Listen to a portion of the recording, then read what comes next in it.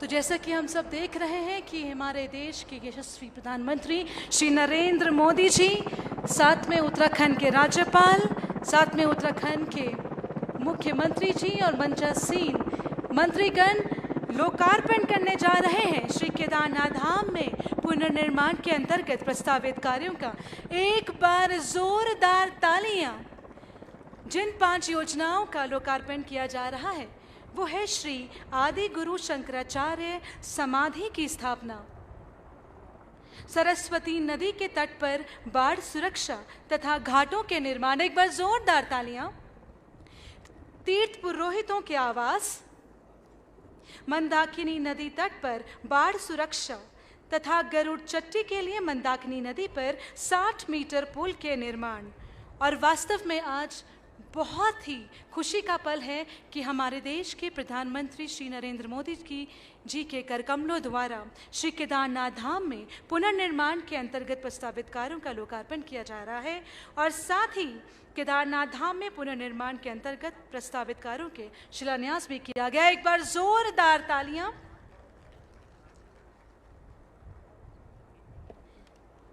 मैं आमंत्रित करना चाहूंगी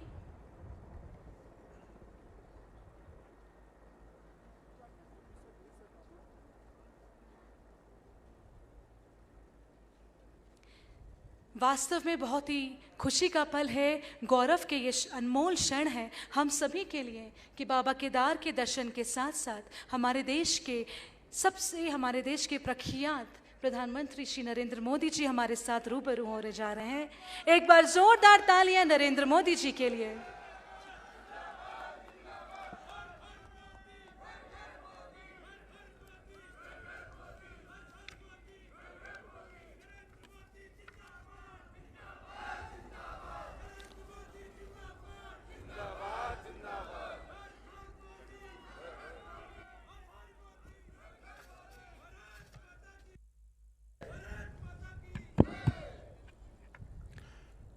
जय बाबा केदार, जय बाबा केदार, जय बाबा केदार।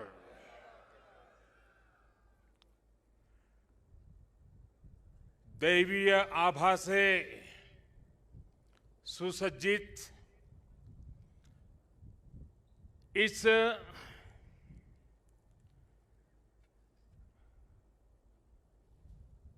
पवित्र कार्यक्रम में हमारे साथ मंच पर उपस्थित सभी वरिष्ठ महानुभाव, इस पावन पवित्र भूमि पर पहुंचे हुए सभी श्रद्धालुगण, आप सबको आदरपूर्वक मेरा नमस्कार।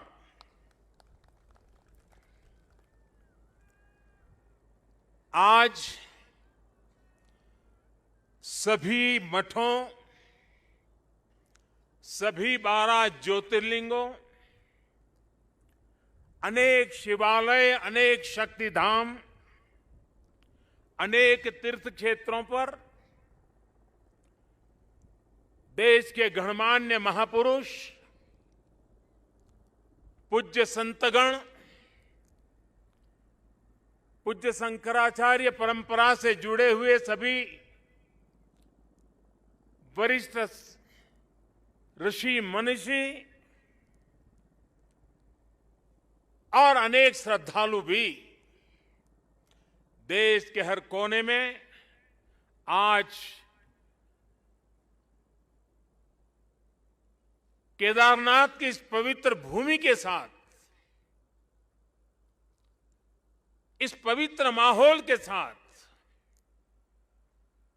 सशरीर नहीं लेकिन आत्मिक रूप से वर्चुअल माध्यम से, टेक्नोलॉजी की मदद से वो वहां से हमें आशीर्वाद दे रहे हैं। आप सभी आदि शंकराचार्य जी की समाधि की पुनः स्थापना के साक्षी बन रहे हैं। ये भारत की आध्यात्मिक समृद्धि और व्यापकता का बहुत अलौकिक दृश्य है। हमारा देश तो इतना विशाल है,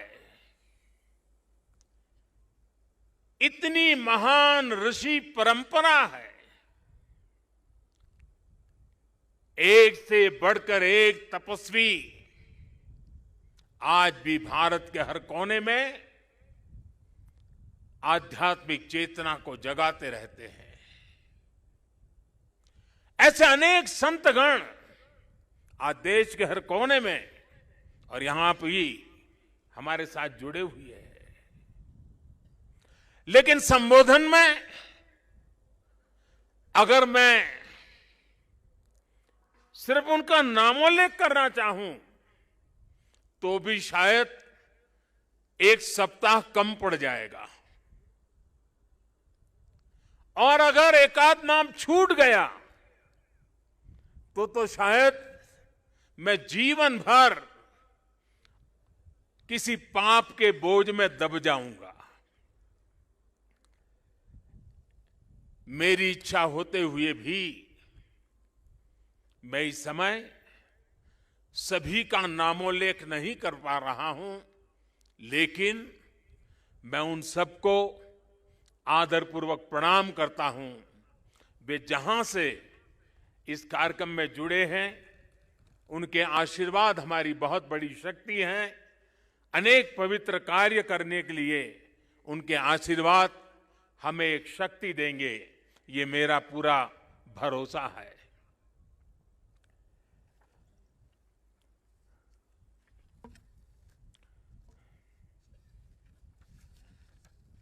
हमारे यहां कहा जाता है, आवाहनम न जानामि, न जानामि विसर्जनम,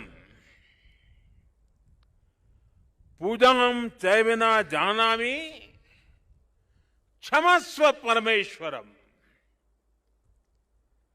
इसलिए मैं हृदय से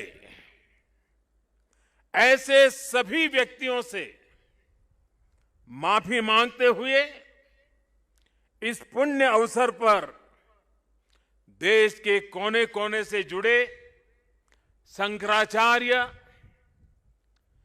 ऋषिगण, महान संत परंपरा के सभी अनुयायी, आप सबको यहीं से प्रणाम करके मैं आपका आशीर्वाद मांगता हूं।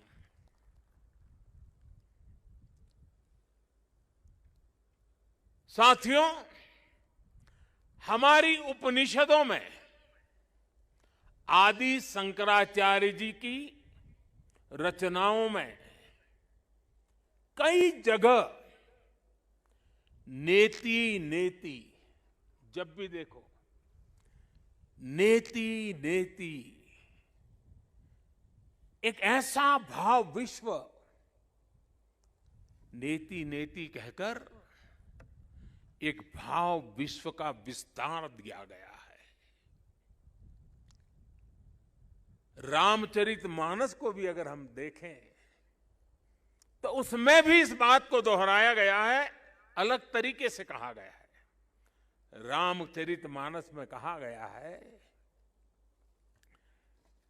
कि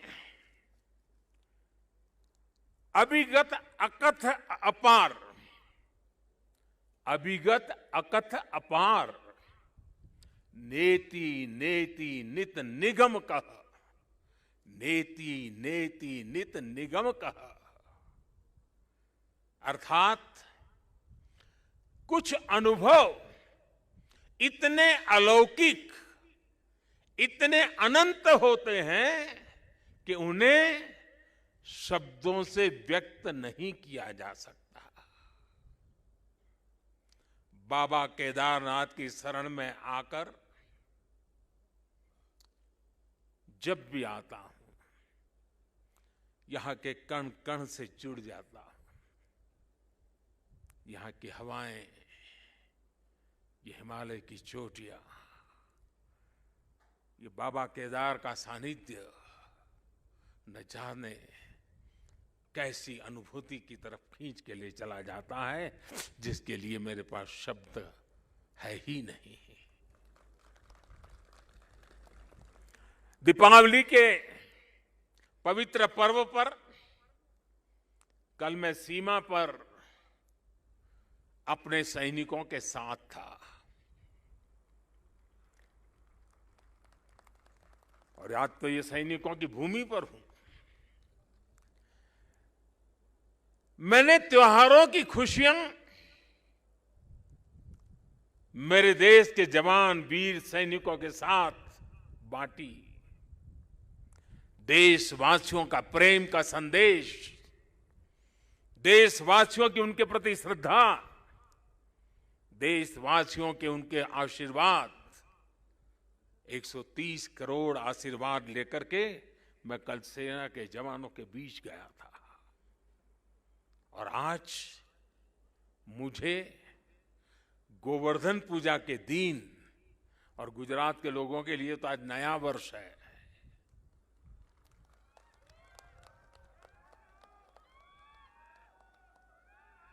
गोवर्धन पूजा के दिन केदारनाथ जी में दर्शन पूजन करने का मुझे सौभाग्य मिला है।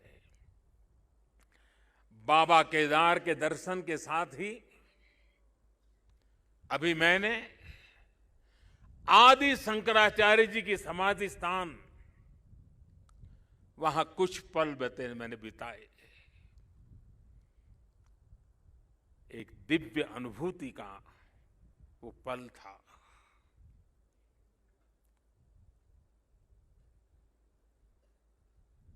सामने बैठते ही लग रहा था कि आदि शंकर की आंखों से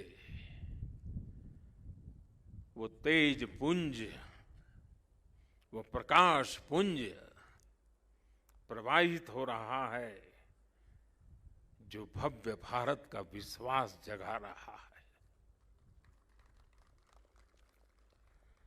शंकराचार्य जी की समाधि एक बार फिर और अधिक दिव्य स्वरूप के साथ हम सबके बीच है।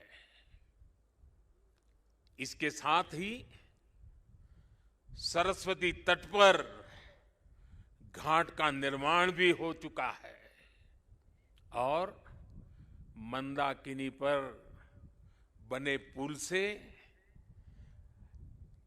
गरुड़ चट्टी, उस मार्ग को भी सुगम कर दिया गया है। और गरुड़ चट्टी का तो मेरा विशेष नाता भी रहा है।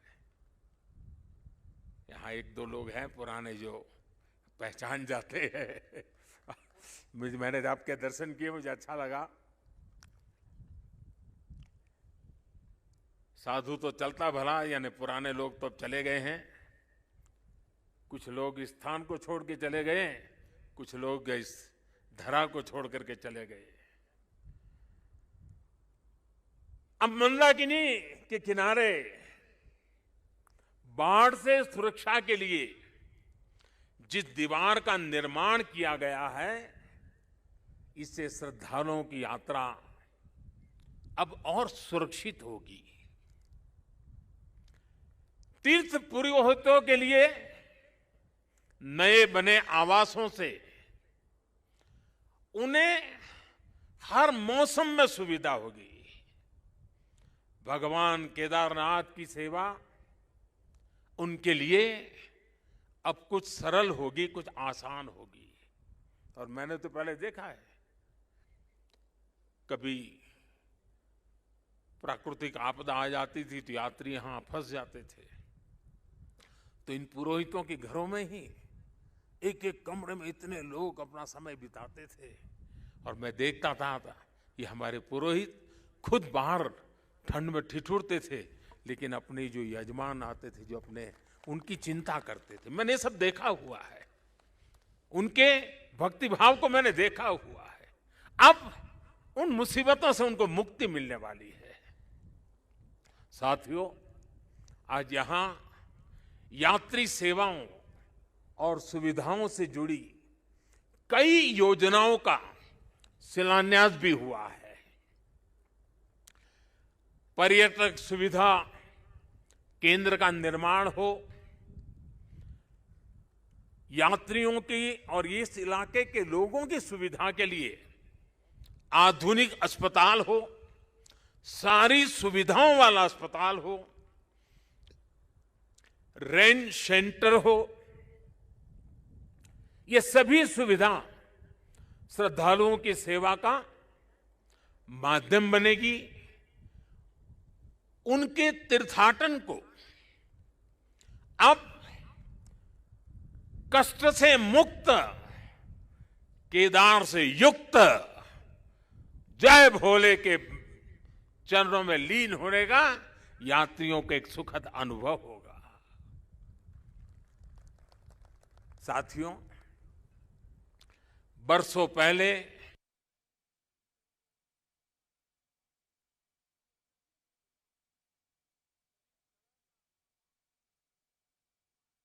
नुकसान यहां हुआ था, वो अकल्पनीय था।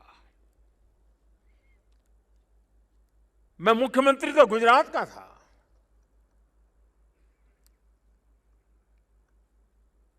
लेकिन मैं अपने आप को रोक नहीं पाया था। मैं यहां दौड़ा चला आया था। मैंने अपनी आंखों से उस तबाही को देखा था, उस दर्द को देखा था। जो लोग यहां आते थे वो सोचते थे कि क्या अब ये हमारा केदार धाम या हमारा केदारपुरी फिर से उठ खड़ा होगा क्या? लेकिन मेरे भीतर की आवाज कह रही थी, ये पहले से अधिक आन बान शान के साथ खड़ा होगा।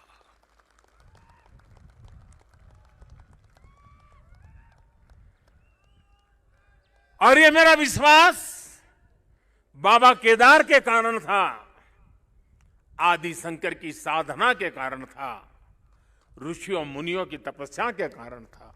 लेकिन साथ साथ कच्छ के भूकंप के बाद कच्छ को खड़ा करने का मेरे पास अनुभव भी था, और इसलिए मेरा विश्वास था। और आज वो विश्वास अपनी आंखों से साकार हुआ देखना, इससे बड़ा जीवन का क्या संतोष हो सकता है।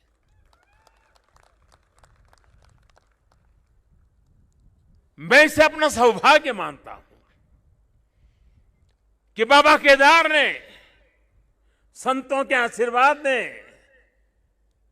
इस पवित्र धरती ने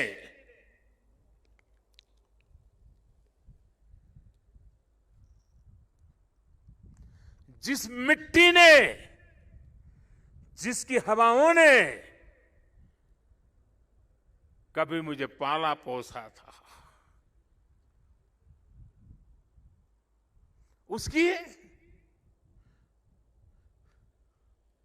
सेवा करने का सौभाग्य मिलना, इससे बड़ा जीवन का पुण्य क्या होता है।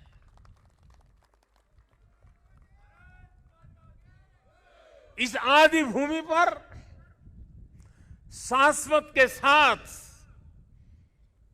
आधुनिकता का ये मेल, विकास के ये काम भगवान शंकर की सहज कृपा का ही परिणाम है।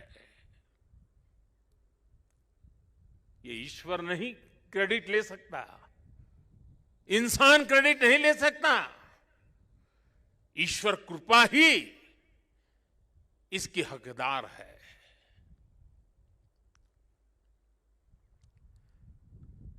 मैं इस पुनीत प्रयासों के लिए उत्तराखंड सरकार का, हमारे ऊर्जावान नौजवान मुख्यमंत्री धामी जी का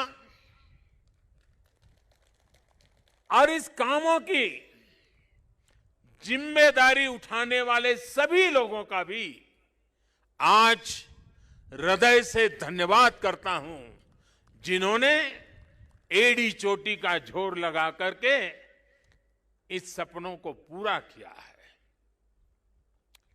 मुझे पता है यहां बर्फबारी के बीच भी किस तरह, यानी पूरा साल भर काम करना मुश्किल है, यहां बहुत कम समय मिलता है, लेकिन बर्फबारी के बीच भी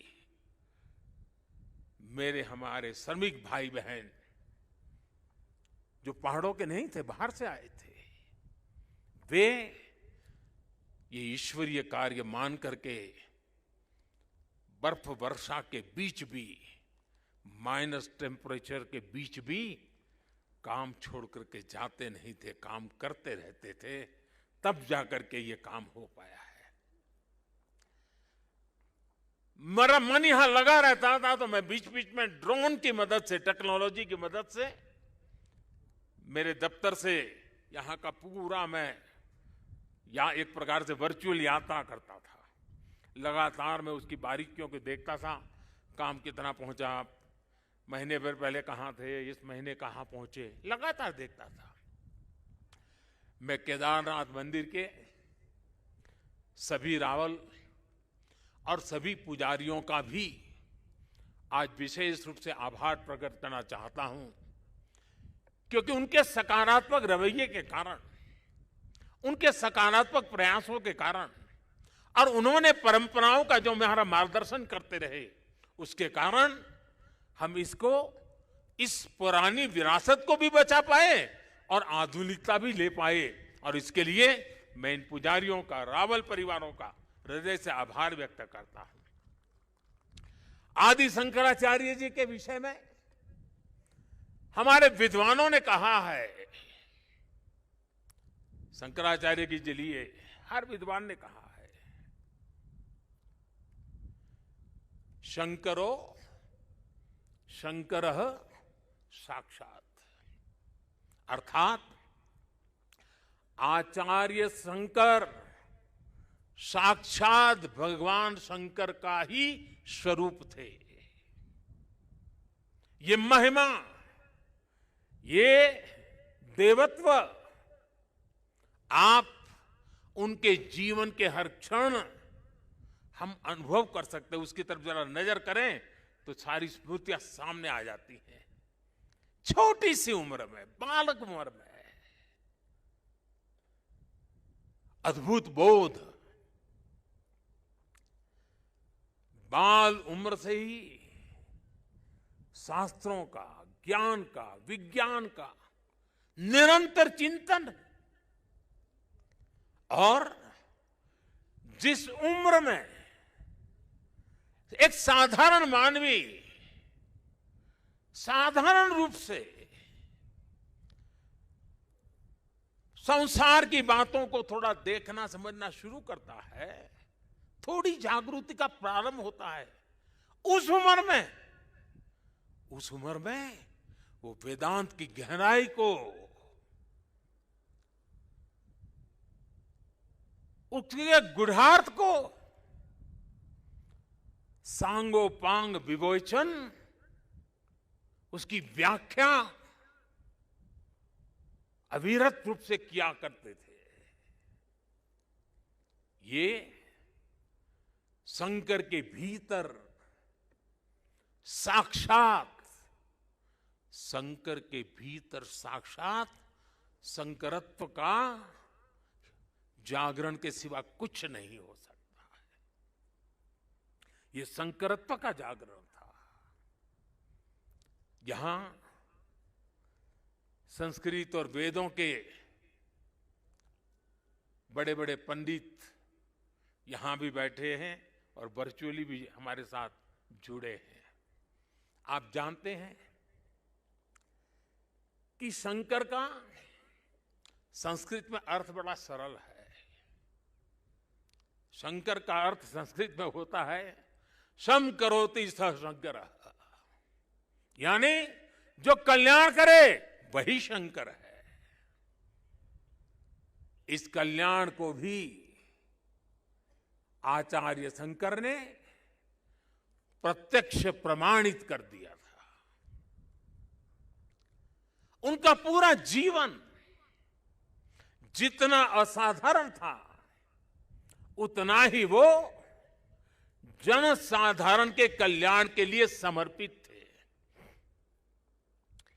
भारत और विश्व के कल्याण के लिए अहरनिश अपनी चेतना को समर्पित करते रहते थे। जब भारत राग द्वेष के भंवर में फंस करके अपनी एकजुटता को खो रहा था, तब यानी कितना दूर का संत देखते हैं, तब शंकराचार्य जी ने कहा था, न मे द्वेष रागो, न मे द्वेष रागो, न मे लोभ मोहो, मदो नैव मैं नैव मात्सर्य भाव। अर्थात राग द्वेष, लोभ मोह, ईर्ष्या, अहम, ये सब हमारा स्वभाव नहीं है। जब भारत की जाति पंथ की सीमाओं से बाहर देखने की शंकाओं आशंकाओं को ऊपर उठने की मानव जात को जरूरत थी, तब समाज में चेतना फूकी और आदि शंकर ने कहा, न मे मृत्यु शंका न मे जाति भेद। यानी नाश विनाश की शंकाएं जात पात के भेद से हमारी परंपरा का कोई लेना देना नहीं है, हिस्सा नहीं है। हम क्या है, हमारा दर्शन और विचार क्या है, ये बताने के लिए आदि शंकर ने कहा, चिदानंद रूप, चिदानंद रूप शिवोहम शिवोहम, चिदानंद रूप शिवोहम शिवोहम। अर्थात आनंद स्वरूप शिव हम ही है। जीवत्व से ही शिवत्व है। और अद्वैत का सिद्धांत, कभी कभी अद्वैत के सिद्धांत को समझाने के लिए बड़े बड़े ग्रंथों की जरूरत पड़ती है। मैं तो इतना विद्वान नहीं हूं, मैं तो सरल भाषा में अपनी बात समझता हूं और मैं इतना ही कहता हूं, जहां द्वैत नहीं है वही तो अद्वैत है। शंकराचार्य जी ने भारत की चेतना में फिर से प्राण फूके और हमें हमारी आर्थिक परमार्थिक उन्नति का मंत्र दिया। उन्होंने कहा, ज्ञान विहीन, देखिए ज्ञान की उपासना की महिमा हमारा कितना महत्व रखता है। ज्ञान विहीन सर्वमतेन मुक्तिम न भजति जन्मशतेन। यानी दुख, कष्ट और कठिनाइयों से हमारी मुक्ति का एक ही मार्ग है और वो है ज्ञान। भारत की ज्ञान की, विज्ञान और दर्शन की जो कालातीत परंपरा है, उसे आदि शंकराचार्य जी ने फिर से पुनर्जीवित किया, चेतना भर दी। साथियों, एक समय था जब अध्यात्म को, धर्म को केवल रूढ़ियों से जोड़कर, कुछ ऐसी गलत मर्यादा और कल्पनाओं में जोड़कर देखा जाने लगा था। लेकिन भारतीय दर्शन तो मानव कल्याण की बात करता है,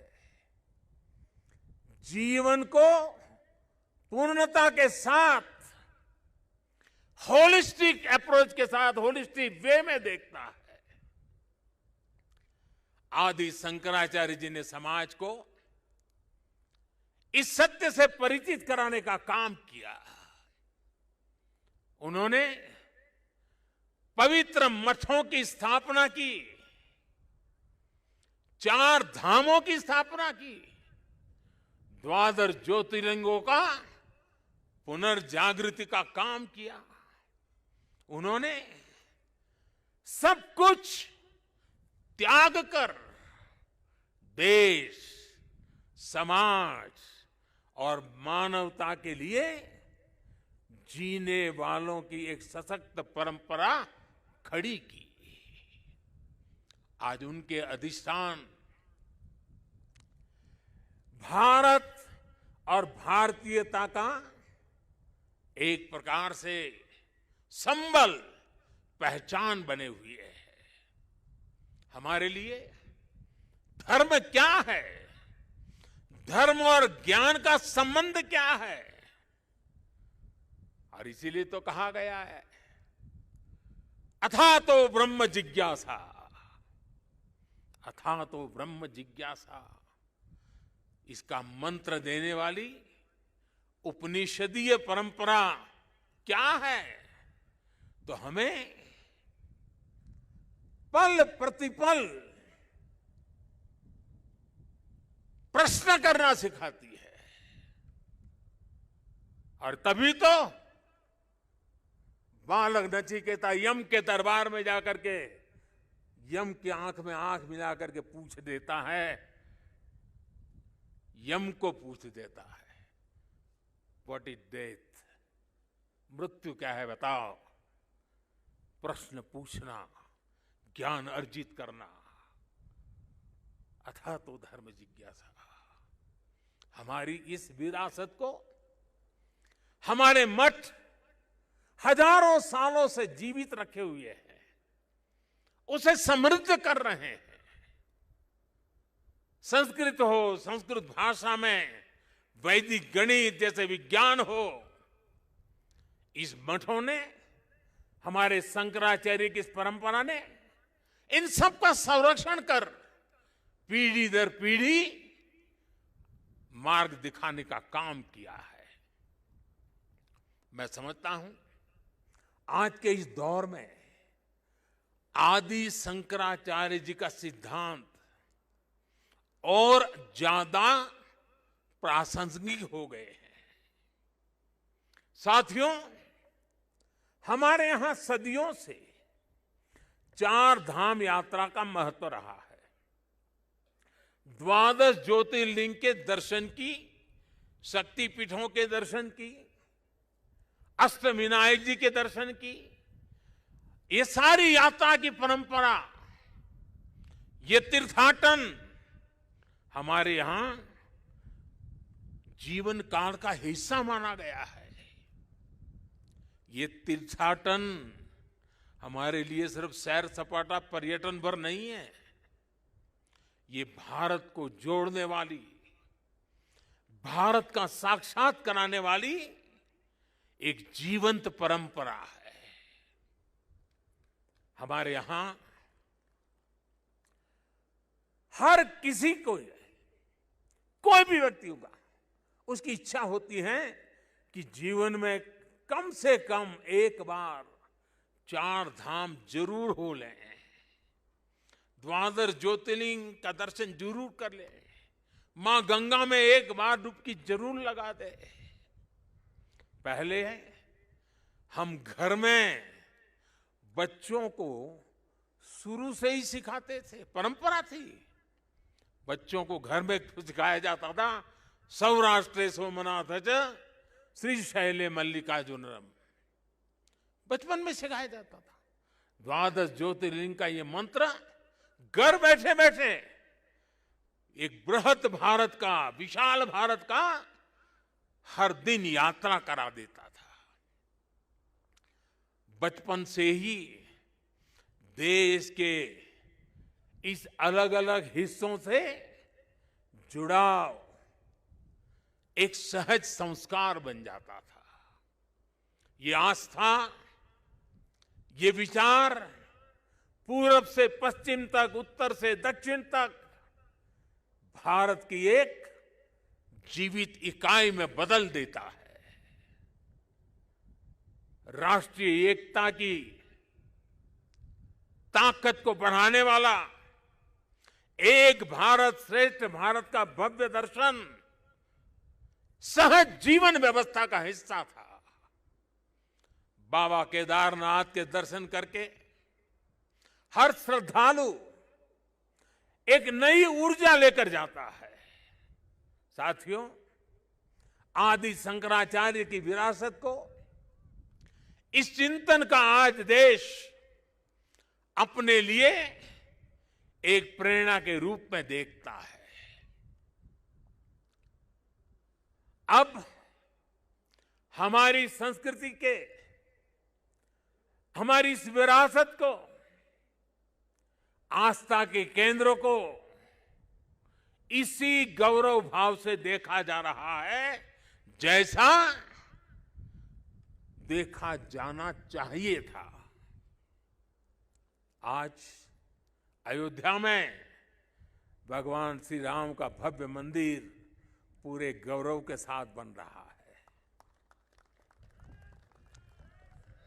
अयोध्या को उसका गौरव सदियों के बाद वापस मिल रहा है।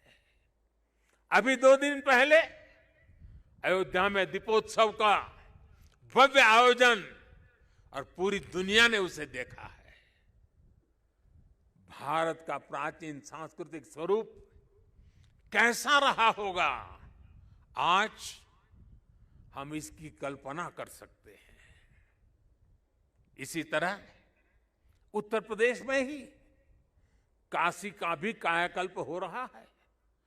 विश्वनाथ धाम का कार्य बहुत तेज गति से अब तो पूर्णता की तरफ आगे बढ़ रहा है। बनारस में सारनाथ, नजदीक में कुशीनगर, बोध गया, यहां सब जगह पे एक बुद्ध सर्किट के अंतर्राष्ट्रीय पर्यटन को आकर्षित करने के लिए, विश्व के बुद्ध के भक्तों को आकर्षित करने के लिए एक बहुत तेजी से काम चल रहा है।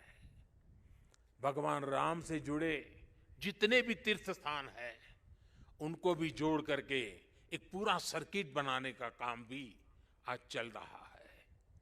मथुरा वृंदावन में भी विकास के साथ साथ यहां की शुचिता, पवित्रता को लेकर संतों की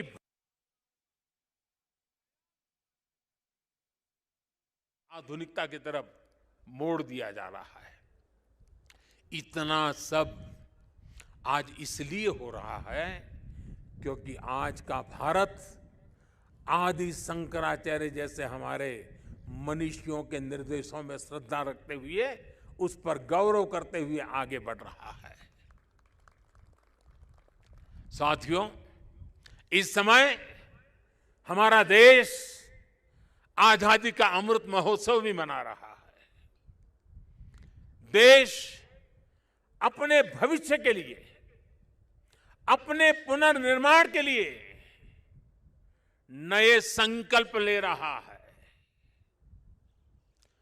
अमृत महोत्सव के इस संकल्पों में से आदि शंकराचार्य जी को हम एक प्रकार से अपनी बहुत बड़ी प्रेरणा के रूप में देख सकते हैं। अब देश अपने लिए बड़े लक्ष्य तैयार करता है। कठिन समय और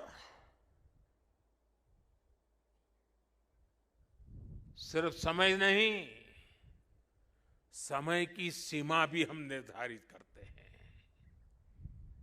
तो कुछ लोग कहते हैं कि इतने कम समय में ये सब कैसे होगा। कभी कभी लोग ये भी कहते हैं, अरे यार होगा भी कि नहीं होगा। और तब मेरे भीतर से एक ही आवाज आती है, 130 करोड़ देशवासियों की आवाज मुझे सुनाई देती है, और मेरे मुंह से यही निकलता है, एक ही बात निकलती है, समय के दायरे में बंधकर भयभीत होना अब भारत को मंजूर नहीं है। आप देखिए, आदि शंकराचार्य जी को छोटी सी आयु थी, घर बार परिवार छोड़ दिया, सन्यासी बन गए। कहां केरल का कालड़ी और कहां केदार, कहां से कहां चल पड़े, सन्यासी बने। बहुत ही कम आयु में इस पवित्र भूमि में उनका शरीर इस धरती से विलीन हो गया। अपने इतने कम समय में उन्होंने भारत के भूगोल को चैतन्य कर दिया, भारत के लिए नया भविष्य गढ़ दिया। उन्होंने जो ऊर्जा प्रज्वलित की वो आज भी भारत गतिमान बनाए हुए है। आने वाले हजारों साल तक ये गतिमान बनाए रखेगी। इसी तरह स्वामी विवेकानंद जी को देखिए, स्वाधीनता संग्राम में अनेक सेनानियों को देखिए। ऐसी कितनी ही महान आत्माएं, महान विभूतियां इस धरती पर आकर यहां प्रकट हुई, जिन्होंने समय की सीमाओं का उल्लंघन कर छोटे से कालखंड में कई युगों को गढ़ दिया।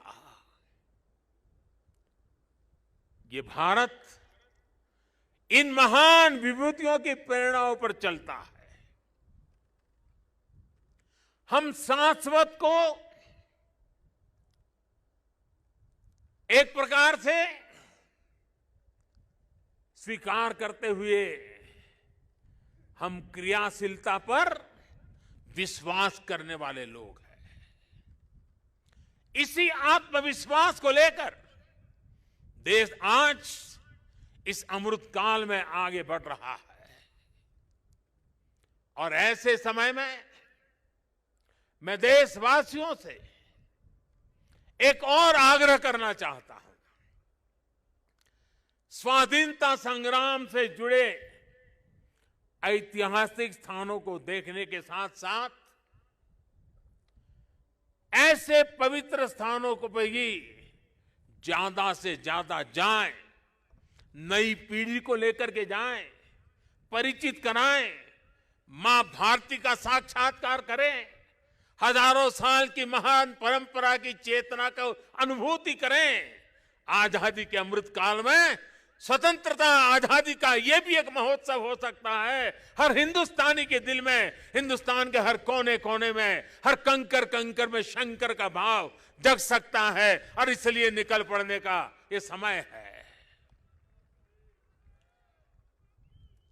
जिन्होंने गुलामी के सैकड़ों वर्षों के कालखंड में हमारी आस्था को बांध करके रखा, हमारी आस्था को कभी खरोच तक नहीं आने दी। गुलामी के कालखंड में ये छोटी सेवा नहीं थी।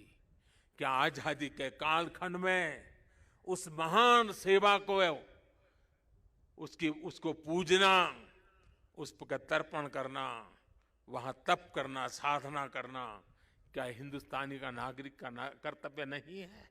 और इसलिए मैं कहता हूं, एक नागरिक के तौर पर हमें इन पवित्र स्थानों को भी दर्शन करने के लिए जाना चाहिए,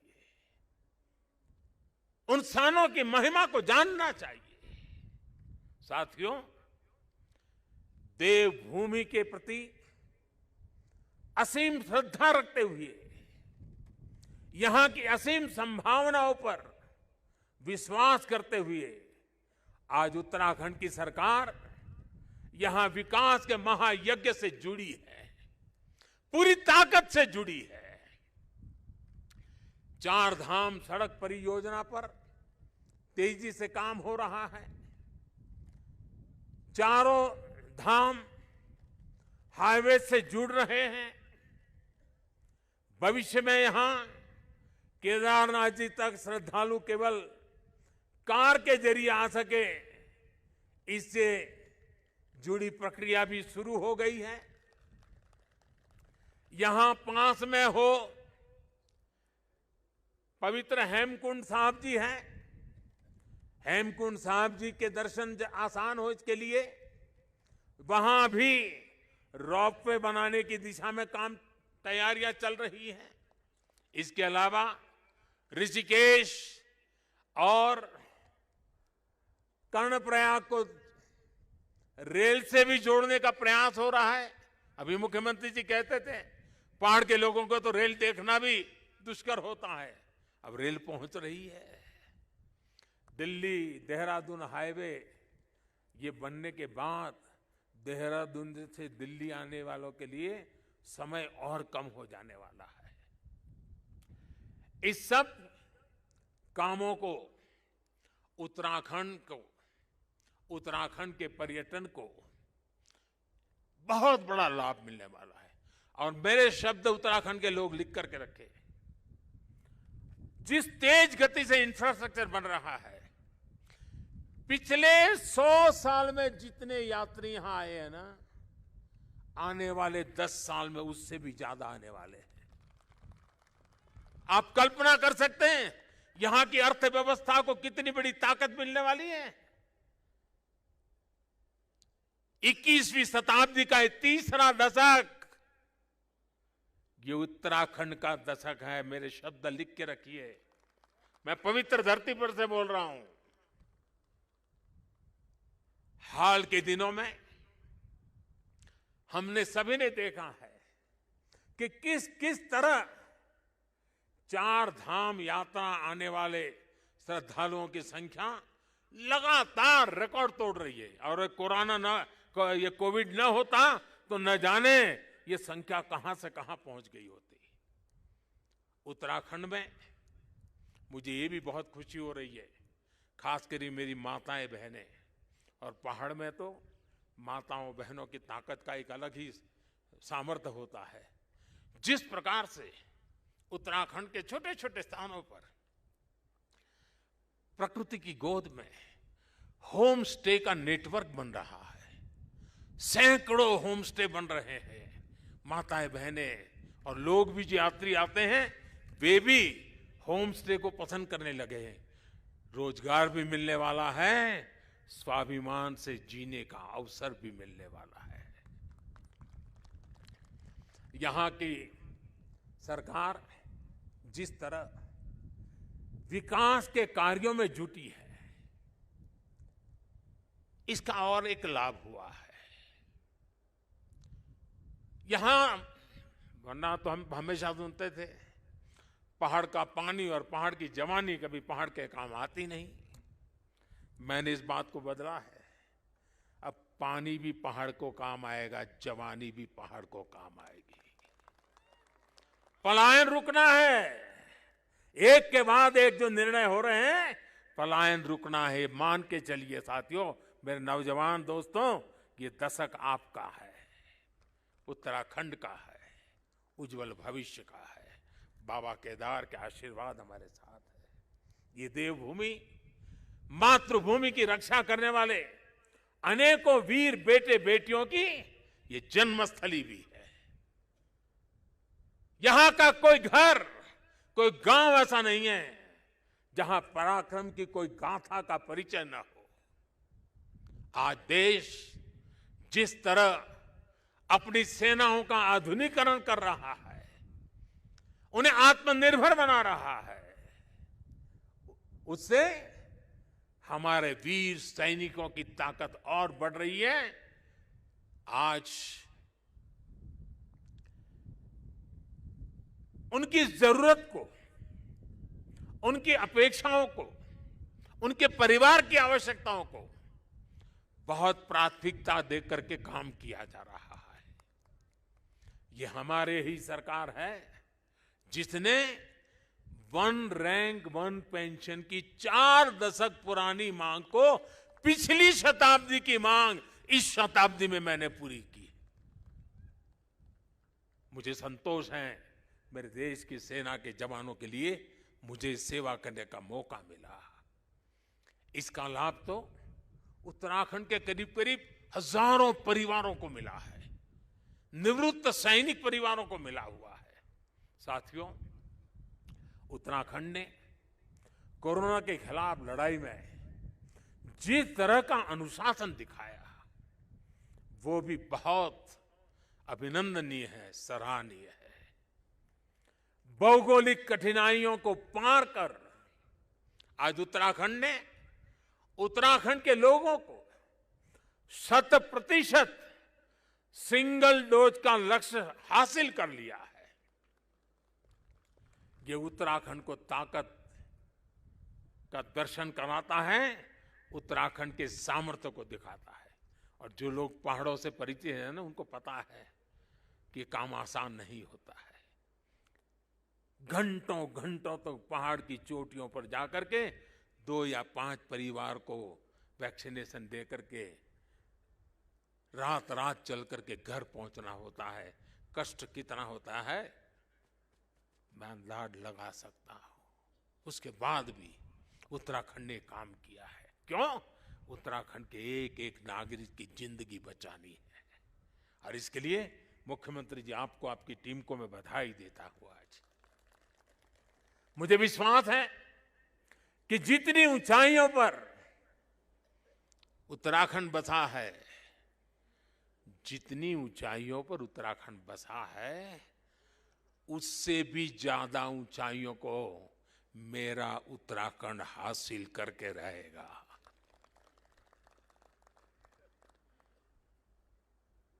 बाबा केदार की भूमि से, आप सबके आशीर्वाद से, देश के कोने कोने से संतों के, महंतों के, ऋषियों के, मुनियों के, आचार्यों के आशीर्वाद के साथ आज इस पवित्र धरती से अनेक संकल्पों के साथ हम आगे बढ़े। आजादी के अमृत महोत्सव में देश को नई ऊंचाई पर ले जाने का संकल्प हर कोई करे।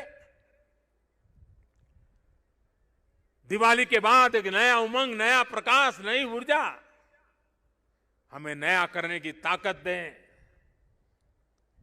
मैं एक बार फिर भगवान केदारनाथ के चरणों में, आदि शंकराचार्य जी के चरणों में प्रणाम करते हुए आप सभी को मैं एक बार फिर दिवाली के इस महापर्व से लेकर के छठ पूजा तक अनेक पर्व आ रहे हैं, अनेक पर्वों के लिए अनेक अनेक शुभकामनाएं देता हूं।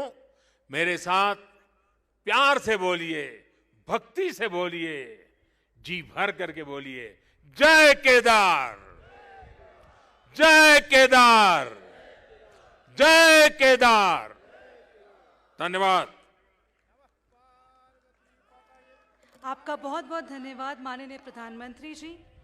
आपने अपना बहुमूल्य समय आज देवभूमि के लिए निकाला। केदारनाथ में पुनर्निर्माण कार्यों की योजनाओं के लोकार्पण और शिलान्यास के लिए निकाला। पुनः आप सभी को धन्यवाद। मंचासीन महानुभावों का भी बहुत बहुत धन्यवाद। अंत में यही कहना चाहूँगी कि राह संघर्ष की जो चलता है वही संसार को बदलता है। जिसने रातों से जंग जीती है आखिर सूर्य बनकर वही निकलता है, सूर्य बनकर वही निकलता है। एक बार भारत माता की, भारत माता की, भारत माता की। धन्यवाद।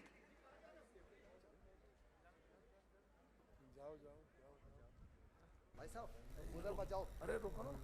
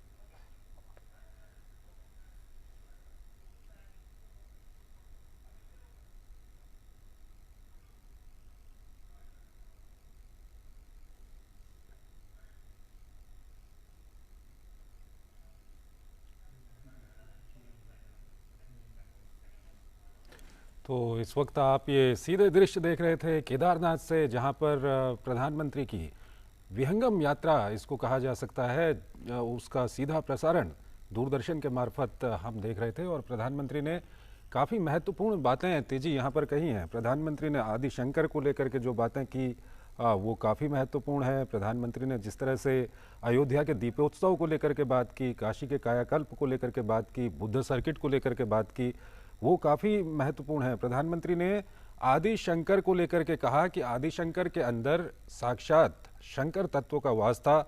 जब भारत राग द्वेष में पड़कर अपनी एकता को खो रहा था, वो वक्त था जहां पर